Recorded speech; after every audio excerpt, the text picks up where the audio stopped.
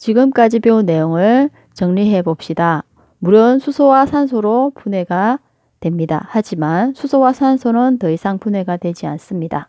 이렇게 더 이상 분해가 되지 않는 물질을 이루는 기본 성분을 원소라고 합니다.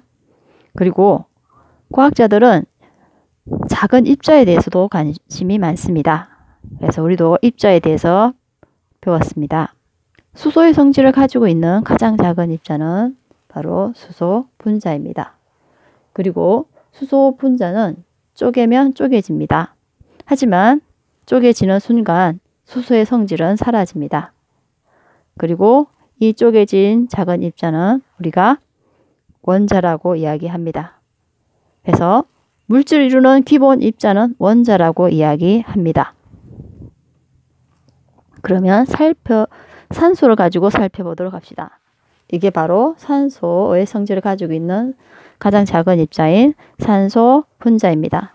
그리고 산소 분자도 쪼개면 산소 원자로 쪼개집니다. 그리고 쪼개지는 순간 산소의 성질은 사라집니다. 즉 산소라는 원소의 가장 작은 입자가 산소 원자이고, 이렇게 물질을 이루는 기본 입자는 원자라는 것입니다. 그리고 원자들은 너무나도 작기 때문에 모형으로 살펴봅니다. 이게 바로 수소 원자의 모형입니다. 그리고 이게 산소 원자의 모형입니다. 둘 다 중심에 원자핵을 가지고 있고 그 주위에 전자를 가지고 있습니다. 수소는 전자가 1개, 그리고 산소는 8개 가지고 있습니다. 그런데 우리가 원자도 작은데 그 작은 원자의 전자를 개수를 보고 이거는 수소, 이거는 산소 이렇게 말할 수가 없습니다. 그래서 간접적으로 이게 어떤 원소의 원자인지 알 수가 있는데, 원소를 확인하는 방법에 불꽃 반응이 있었습니다. 하지만 불꽃 반응은 특정 금속 원소의 경우에만 확인 가능합니다.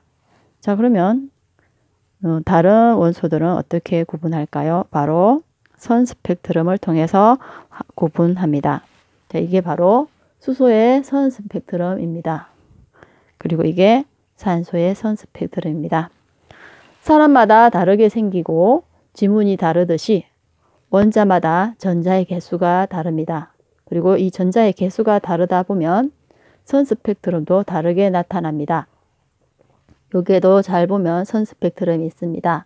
여기에 백색광이 일부 포함되어 있어서 무주갯빛이 나타나 있습니다. 선의 개수, 그리고 선의 굵기, 선의 위치, 그리고 선의 색도 다 다릅니다. 자, 이번에는 물을 봅시다. 물의 성질을 가지고 있는 가장 작은 입자는 바로 물 분자겠죠. 그리고 물 분자도 쪼개면 쪼개집니다. 하지만 쪼개지는 순간 물의 성질은 완전히 사라집니다.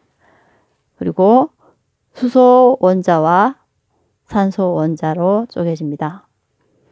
그리고 이러한 물은 일반적으로 상온에서 액체입니다. 액체의 경우에는 물 분자들이 서로 뭉쳐 있습니다. 그래서 많이 뭉치면 기체와 다르게 우리 눈에 보이게 됩니다. 그리고 이렇게 적당한 양의 분자들이 모이면 우리가 이 물을 마시기도 하고 뭔가를 씹는 데 사용할 수 있게 되는 겁니다. 자, 그러면 우리가 배운 건 바로 물질 이루는 기본 성분인 원소, 그리고 물질의 성질을 가지고 있는 가장 작은 입자인 분자, 그리고 물질의 기본 입자인 원자, 원자의 구조, 그리고 원자를 구분하는 방법, 원자마다 전자의 개수가 달라서 선 스펙트럼이 다르게 나타나는 것을 알 수가 있습니다.